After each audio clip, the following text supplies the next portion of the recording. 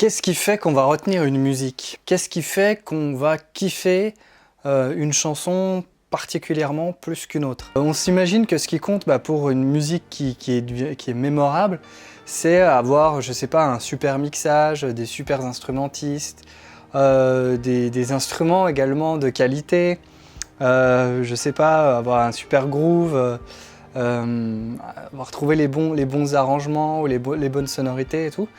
Tout ça, c'est important. C'est certainement pas à mettre de côté, bien au contraire. Si tu veux, tu peux passer des heures à tweaker tel paramètre, à modifier tel effet, à revoir ton mixage, etc. C'est pas ça qui va faire qu'un morceau va rester dans la tête de la personne qui l'écoute. Et je pense que c'est souvent une erreur que je constate, puisque j'ai la chance que des gens me fassent confiance et que soit je les accompagne en coaching ou juste qu'ils m'envoient un email avec leur musique et puis qu'ils me demandent un petit retour, ce que je fais avec plaisir d'ailleurs. Alors souvent je suis agréablement surpris, surtout que c'est souvent des débutants qui m'écrivent, mais il manque un élément fondamental, un élément fort. Et en fait, quoi que tu fasses, si tu ne modifies pas cet élément, si tu ne lui laisses pas une place prépondérante dans ta musique, ta musique risque de manquer de personnalité, elle risque de manquer de points d'accroche pour les oreilles, pour le cerveau. Puis au final, ça va être une musique parmi d'autres qui sera peut-être bien, mais qui va pas être mémorable et qu'on n'aura pas plaisir à réécouter, en tout cas qu'on aura moins plaisir à réécouter sans cesse plutôt que d'autres. Cet élément, c'est la mélodie. La mélodie, c'est un des basiques essentiels. C'est le basique pour moi central pour une musique, quelle qu'elle soit, que ce soit une chanson, que ce soit une instrumentale, c'est avoir une ou des mélodies fortes, des mélodies mémorables, des mélodies qu'on a envie de chanter, des mélodies qu'on a envie de siffler, de fredonner. Pour moi, c'est ça une mélodie réussie. Que ce soit, je sais pas, un solo, la mélodie de la chanson, que ce soit un riff de guitare aussi, tout ça, c'est des mélodies. Et c'est des points d'accroche. Si tu as déjà été en contact avec des professionnels, peut-être pour des placements en synchro, pour éventuellement te faire récupérer par un éditeur, etc. Si jamais tu arrives vraiment à une vraie discussion, ça m'est arrivé très rarement, c'est compliqué, je cherche encore. Les personnes vont te dire, en tout cas moi de ce que j'en ai compris, on veut un hook, on veut une mélodie. C'est ça que les professionnels recherchent. Alors ça dépend évidemment de ce qu'ils recherchent vraiment en termes de style, de l'usage, mais d'une manière on va dire à peu près générale, si on devait faire une énorme généralité sur la musique, ce qui va compter, ça va être d'avoir au sein de sa musique, de son morceau, un ancrage fort, un ancrage mélodique. Si tu veux, la musique, c'est un tas d'informations compliquées, plus ou moins compliquées, suivant aussi le style de musique et tout, mais c'est un tas d'informations que ton cerveau traite comme ça un peu d'un coup. Et puis, il le processe et puis il en résulte après des réactions, voilà. Je crois que ça peut aussi modifier la chimie du corps et tout. Bref, mais disons que c'est, voilà. Tu as le premier filtre à travers les oreilles et puis ensuite le cerveau analyse et voit si ça lui plaît ou non, en gros, si ça te cause ou non, si ça entre en résonance ou non avec qui tu es toi personnellement. Le problème, c'est que c'est plein d'informations et si tu veux, c'est difficile de retenir en même temps une grille d'accords d'un groove de batterie et puis avec une ligne de basse, si tu veux. C'est pour ça que la mélodie doit être un peu au centre de ton morceau. Alors, c'est pas forcément avoir une mélodie tout du long, c'est pas ce que je dis, mais il faut que ce soit un truc qui permette justement à ton cerveau de se raccrocher facilement, en fait. Ça veut pas dire que c'est forcément simple, c'est une mélodie forcément simpliste, c'est juste que c'est la mélodie, à mon sens, qui va te créer comme ça cet ancrage pour le cerveau, pour avoir le plaisir de l'écouter. Et donc, c'est pas pour rien qu'on se retrouve souvent à fredonner des chansons, même si c'est des chansons d'ailleurs qu'on n'aime pas, là en ce moment, moi avec un bébé, je me retrouve souvent à fredonner des comptines. Je déteste un peu ça, tu vois, c'est mignon quand tu le fais avec ton bébé, mais sinon c'est quand même un peu relou quoi, d'avoir ça en tête. Et je me retrouve sans arrêt à avoir 2-3 comptines comme ça en tête. Ça me saoule un peu, mais c'est comme ça. Et c'est pas pour rien. Je trouve que c'est assez représentatif et je suis sûr que ça t'arrive sans arrêt. c'est d'avoir comme ça ces mélodies en tête qui nous restent, qui sont ancrées. Et je pense que, à défaut d'être vraiment un véritable saint graal hein, pour réussir une musique, à mon avis, c'est en tout cas un des paramètres fondamentaux hein, pour avoir une musique réussie et surtout une musique mémorable. C'est vraiment l'idée d'avoir un truc qu'on a envie de réécouter. Et c'est ça finalement une musique qui nous plaît, c'est qu'on n'a pas peur de l'écouter jusqu'à l'overdose, quoi. Et si tu veux, dans ce truc-là, que tu en aies conscience ou non, moi je peux quasiment... Allez, je vais mettre un petit doigt à couper. J'aimerais bien garder mes doigts quand même. Que la mélodie a un rôle fondamental, hein, vraiment qu'on en ait conscience ou pas, fondamental dans le fait qu'on apprécie ou non une musique et surtout qu'on la retienne et qu'on y revienne.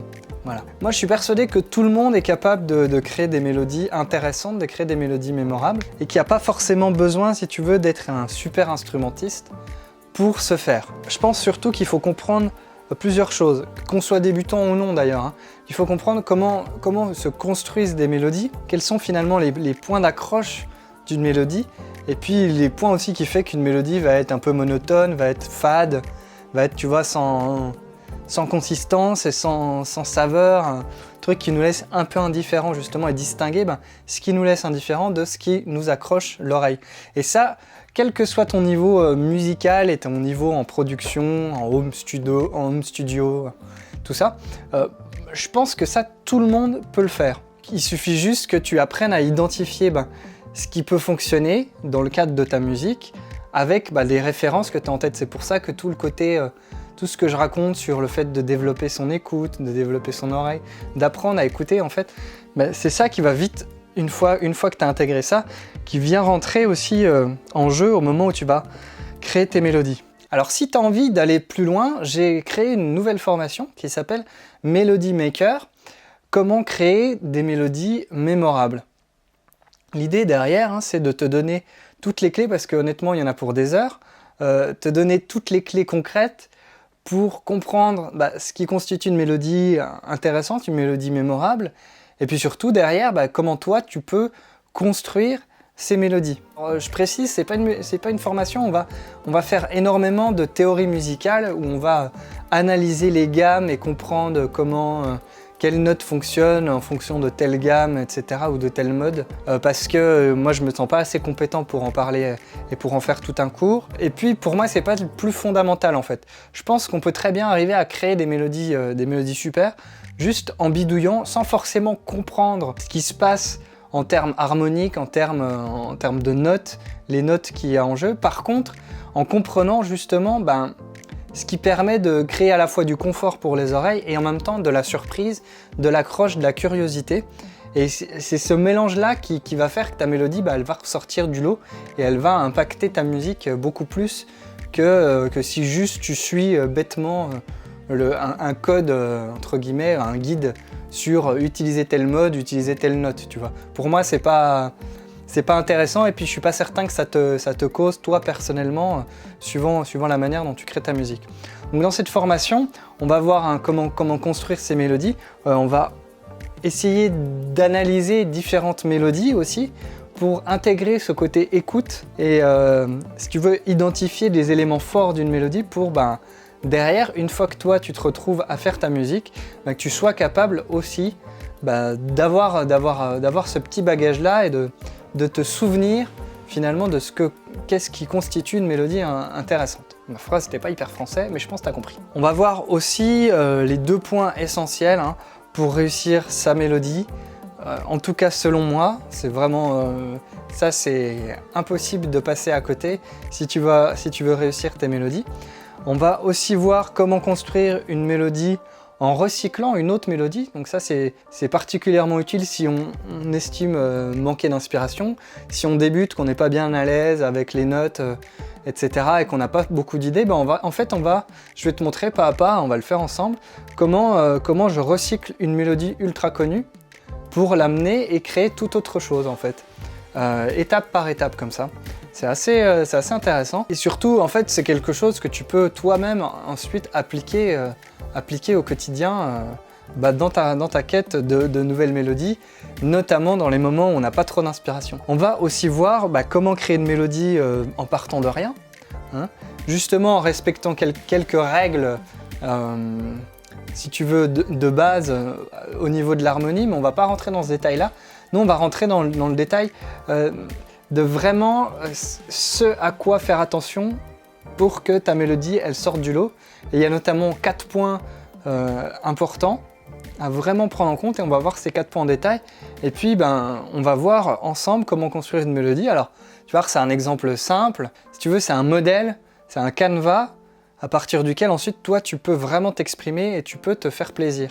Alors, si en plus, toi, tu connais bien la musique, si on va dire, tu es à l'aise sur ton clavier ou sur le manche de ta guitare, ça va être encore plus utile de connaître, si tu veux, ces éléments constitutifs d'une bonne mélodie. Voilà, donc il y a pas mal de contenu, j'ai pris beaucoup de plaisir à t'expliquer tout ça, j'espère que ça va te plaire. Si tu veux y accéder, il y a un lien dans la description. Il y a encore le tarif de lancement. Ah, ça c'est cher, mon fils. Donc profites-en maintenant. Et puis voilà, il me reste plus qu'à te dire de faire plein de musique. À la prochaine, ciao.